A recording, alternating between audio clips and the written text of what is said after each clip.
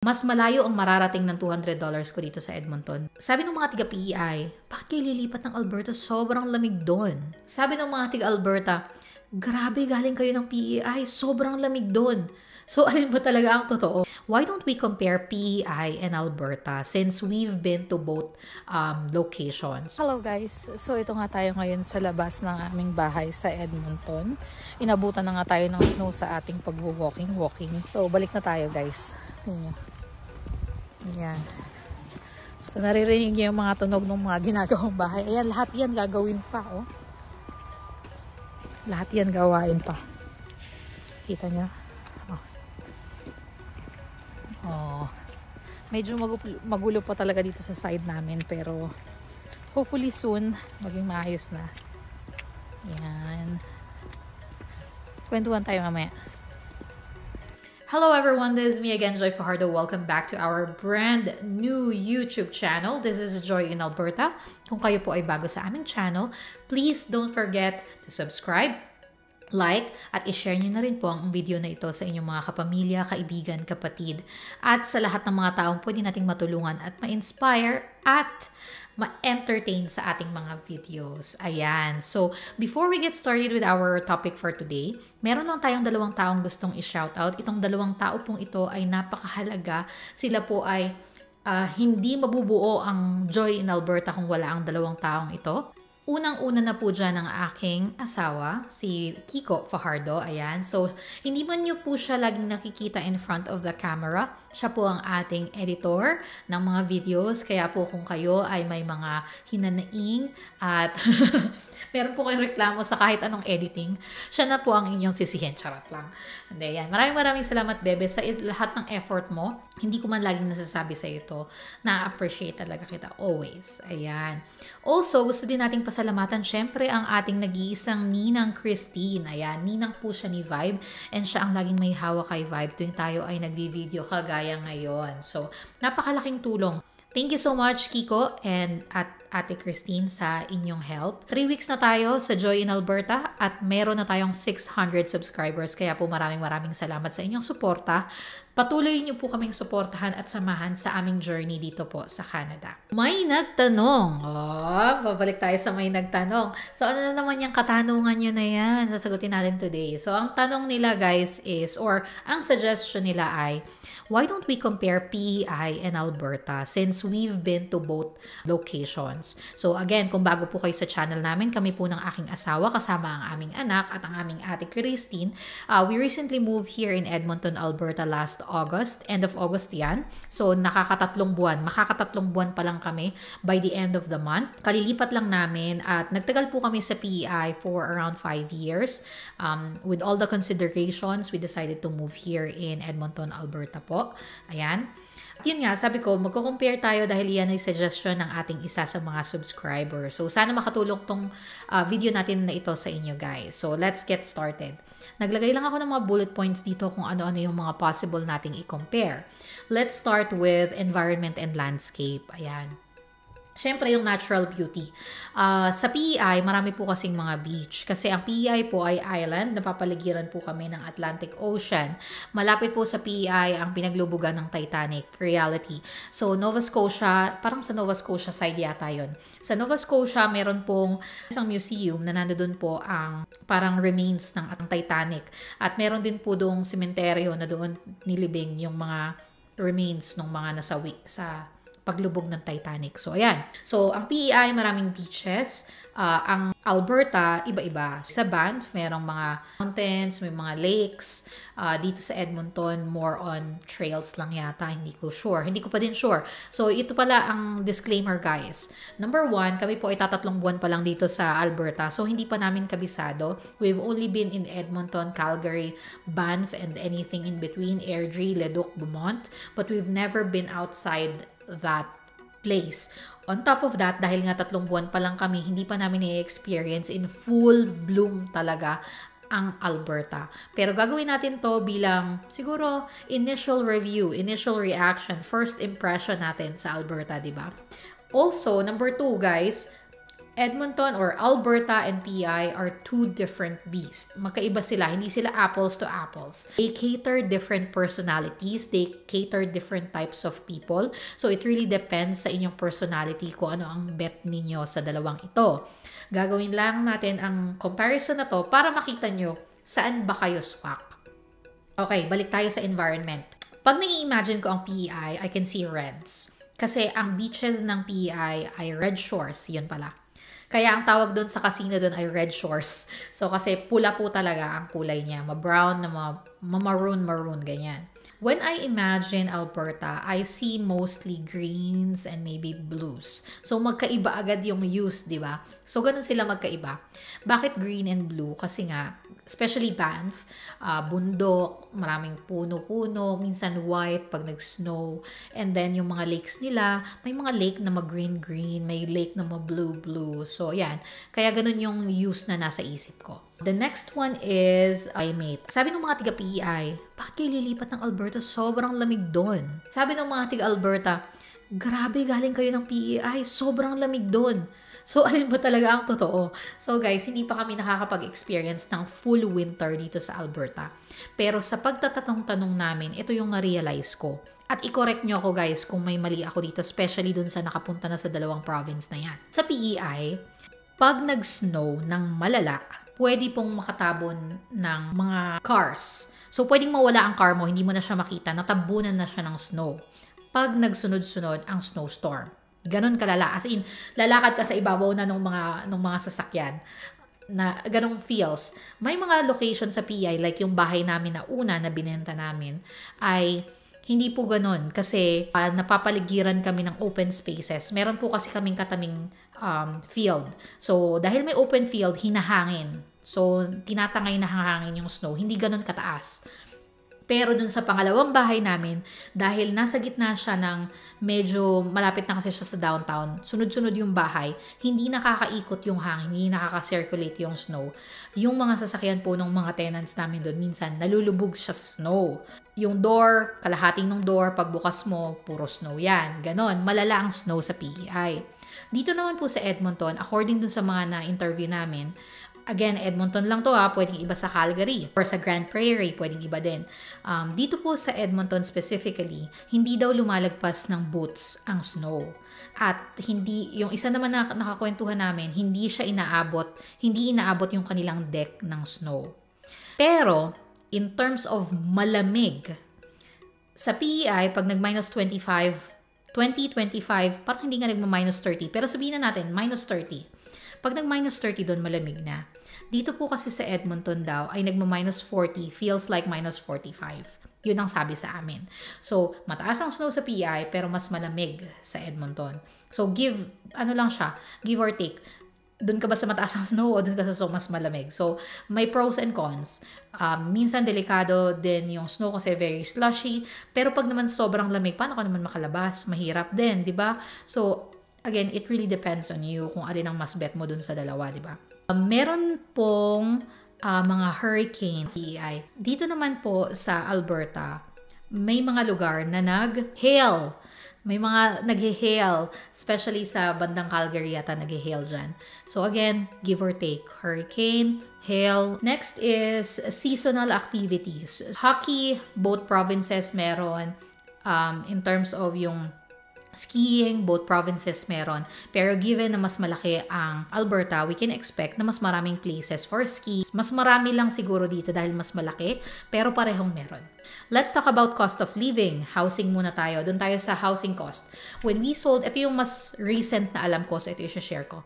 The recent home we sold, 1,700 square feet, thereabouts. Walang garage, a shed, ay nagkakahalaga. 2 floors yon, tapos basement. Nabenta namin siya ng 400,000 plus. Dito po sa Edmonton, Alberta specifically, Edmonton tumingin din po kami ng second hand na home. May attached na garage na. Around the same size, 1,600, 1,700, is about 500,000 plus. So, ang difference niya is nasa 100,000. Pero may attached garage naman yon. Dito po yun sa Edmonton. Pag pinag-usapan natin yung Calgary, it's a different story because Calgary home prices are more expensive than Edmonton. Sa Grand Prairie, iba din siya. So, depende sa ang lugar sa Alberta. In general, mas mahal dito sa Alberta. Ng konti. In terms of rental, yung sister ko po ay nangungupahan siya, I think, for about $900. It's 2 floors apartment with 2 bedrooms, 1 bath. $900, thereabouts. Dito po sa Edmonton, meron kaming kaibigan nangungupahan. Townhouse, 2 floors, 2 bedrooms, 1 bath din. Nasa 1,200 yata. Konti lang yung diferensya niya. Again guys, depende kung saang lugar within Edmonton, malayo ba sa downtown, malapit ba sa downtown, or saang lugar sa Alberta. Calgary again is a different story. So may point to, mas maraming charges sa PEI kesa dito sa Edmonton. Parang pag bumili ka ng bahay doon, yung closing cost, ang dami niyang line items, may dito sa Edmonton, hindi ganun kadami yung mga extra charges. Hindi ko rin sure kung ano yung specific na nawala. Pero may mga bagay na wala dito sa Edmonton nang binabayaran mo sa PEI. So next, food and transportation. Let's talk about groceries muna. Ang $200 ko sa PEI at sa Edmonton, mas malayo ang mararating ng $200 ko dito sa Edmonton. That's how I feel. And that's probably because PEI is an island, and for groceries, for products to arrive in PEI, kailangan natin siyang i-ship. So, syempre yung shipping cost, dadaan yan ng Confederation Bridge. Feeling ko yun yung nagdadagdag sa pagpapamahal ng ating mga grocery products. Also, mas kompleto ang mga superstores dito sa Edmonton. Lahat ng klase ng dahon ng palaya, dahon ng saluyot, dahon ng sili, dahon ng malunggay, meron na sa superstore. Meron silang tilapia, saba as in saging na saba. Tapos meron silang pang bilo-bilo, halos kompleto na. May mga maya-maya, lapu-lapu pa yata. Tapos may mga bangus. Sa superstore na siya mismo. Daing na siya. Mas kompleto ang superstore dito sa Edmonton compared sa superstore sa PEI. Mas marami ding Asian stores dito sa Edmonton kesa sa PEI. Sa PEI, Junco, specifically Charlottetown, Junco at Global lang. Ang Junco at Global po ay para lang siyang sari-sari store na maliit lang. Dito po, may TNT, may Seafood City, at saka may Lucky. Yun yung sa groceries. Transportation, again, mas okay ang transportation dito. Syempre, bigger city, ano bang i-expect natin, di ba? So, mas okay transportation dito, mas maraming buses, mas maganda ang mga ruta ng buses, may may train stations sila. Sa atin sa PEI, wala. So, yun siya. Taxis, meron din naman pareho. Yun. So, taxes, very straightforward, 15% sa PEI, 5% dito. So, mas mura talaga siya dito, di ba? At saka, mas marami ditong malls. Meron ditong South Common, meron ding Premium Outlet, tapos meron pang mga malls, Kingsway, as in yung mga malls. Nasa sayo na lang talaga kung saan ka bibili. Ayan. Culture and lifestyle. So, syempre sa PEI, small town feel. Dito sa Alberta is more urban, di ba? So, pag sa PEI, pag naglakad ka ng downtown, lahat ng tao mingitian ka kasi very familiar na. Lalo na kung araw-araw ka sa downtown, familiar na yung mga faces na makikita mo. Dito po sa Edmonton ay very urban na talaga siya na hindi na masyadong nagbabatian din yung mga tao. Yun. Pero okay naman. So, depende yan sa inyo, guys. In terms of festivals, concerts, at saka mga attractions, I think it's about the same. Ang pagkakabasa ko yata, before, hindi ko sure kung accurate ito, parang si Edmonton yata ang festival city ng Canada. So, baka mas marami ng konti dito. Sa PEI kasi, summer lang din kami lumalabas. Pag may summer market, yan, may mga pagkain na nagtitinda sa kalsada. Nakakamiss kasi sa Pinas, diba? Pagkakain ka sa kalsada, tuhog-tuhog. So, ngayon, sa PEI may ganun, pero mga siomai, ayan, mga nagtitinda-tinda sa kalsada, tapos may mga handcrafts or yung mga gawa nila na binebenta nila, mga candles, local produce na mga pagkain, yung mga ganyan. Tapos may mga cruise, yun. So, nagbababaan yung mga tourist, yung mga ganyan. Nakakatuwa. Dito sa Edmonton, hindi pa namin siya na-experience, but I would expect nonetheless. Kasi nga, bigger city. So, siguro mas bigger lang. Yun. Concerts. Hindi naman kasi masyadong nagko-concerts, especially yung mga Filipino na mga artist. Walang ganun sa PEI. We have to go to Halifax if we want to watch yung mga concerts na ganyan. Dito sa Edmonton, parang alam ko maraming nagko-concert yata dito. Or sa Calgary. Pero Alberta siya. Outdoor activities, skiing, water sports. Water sports, mas marami lang sa PEI kasi mas marami tayong water doon. Talagang merong mga, yung sa boat, na, yan, parang may samahan sila doon ng mga ano bang tawag doon? Basta sa boat siya. So, minsan, nag-ikot-ikot sila doon. Parang meron silang ginagawang mga ritual. Nakikita-kita yung mga owners ng mga yacht doon. Yacht ba ang tawag doon? Boat or whatever. Mas marami lang water sports, I feel, sa PEI compared dito. Kasi nga, lakes yung meron sila dito, di ba? Pero I think they would still have yachts kasi may mga nagbibenta ng yacht dito eh. Let's go for economy and job market industry. So, sa PEI kasi tourism talaga, tsaka fishing, yan. Ang tatay ko at ang asawa ko po ay adik na adik sa pag-fishing. Automatic po yan. Pag summer sila po ay mangingitim, kaka-fish. Yun. Dito naman sa Alberta, ang industry kasi nila ay oil and gas. So, hindi masyadong fun, hindi siya hobby. Unlike sa PEI na fishing and tourism talaga yung very lively, very Palawan feels, di ba? Or Bohol. More Palawan or Boracay, yung mga ganon. Dito sa Edmonton, more industrial kasi siya. In terms naman sa mga job opportunities, I think may pangangailangan, say for example sa healthcare, kailangan ng both provinces yan. Baka mas kailangan lang ni PEI. In terms naman sa construction, sa mga logistics, mga shipping, I think both kailangan. I think ang mas higher ang pangangailangan ni PEI bukod sa healthcare ay education. Yung mga teachers, mga daycare centers. Kasi po sa PEI, habang buntis ka, kailangan mo nang pumila for the daycare. Ganun siya ka-in demand kasi very limited. Dito sa Edmonton, napansin ko, every corner, ang daming mga daycare centers. So, ang target lang ni Edmonton ay pababain yung cost ng mga daycare. Nabasa ko dati yon na, kasi nga, di ba may baby kami.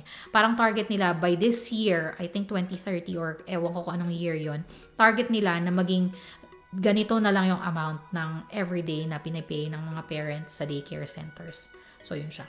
Startup naman, parang parehong, sa PEI, sure ako talaga na may support si local, si provincial government. Parang kailangan mo lang siyang i-apply. Meron kang makukuhang, although it's a loan, may makukuha tulong mula sa government. Dito sa Edmonton, hindi ko sure kung may makukuha pagka nag-start ka ng brand new business. Baka naman meron, pero hindi ko sure. Education and healthcare, these are two big things. Kaya kami napamove ng Edmonton talaga. Education-wise, especially colleges and universities, we only have two in PEI. That's University of PEI and Holland College. Dito sa Alberta, ang dami. May University of Calgary, may University of Edmonton, may Mac-Iwan University, may NAIT, may SAIT, and so many more. So, mas maraming options dito sa Alberta compared sa PEI, yun yung sa education. Healthcare, again, this is one big thing kung bakit kami lumipat dito sa Edmonton. We waited for 5 years and wala pa rin kaming naging family doctor sa PEI. Dito sa Edmonton, we called. In a matter of a week, we got scheduled. And that's because yun yung nagmamatch din sa schedule namin. Siguro kung mas open yung schedule namin, mas napaaga pa doon. So, nagpa-book kami ng appointment yesterday dun sa aming possible na maging family doctor. Yesterday, nagkakilala na kami and he okayed. He was like, okay, I'll take you as, ako na yung family doctor niyo, sabi niya sa amin. So, pinigyan niya kami ng requisition to have our blood works done. Nagpa-blood works kami kahapon din. Tumawag sila today for a follow-up check. Pwede actually ng Tuesday, pero dahil isa lang yung available slot, sabi namin ni Kiko, sabay na kami, naging Thursday siya. So, Thursday kami nagpunta for meet and greet. Next Thursday, may follow-up na kami. Sa PEI, when you had your blood drawn, if they didn't call you, it's a good news. If they call you, it's a bad news. Yun lang yung parang no news is good news. Yun yung sinasabi nila lagi sa PEI. Kasi wala na silang time magsabi sa'yo na, ay, okay ka lang. Ganon. Kasi nga, sobrang limited. Hindi yun kasalanan ng mga healthcare workers ng PEI. Hindi yun kasalanan ng PEI government, I think, kasi nag-best effort naman sila. I feel na talagang lahat naman ng recruitment efforts to get more healthcare workers sa PEI ginagawa nila. For some reason, like us, may mga doctors and healthcare practitioners lang talaga na after a while, they are deciding to leave or some are retiring.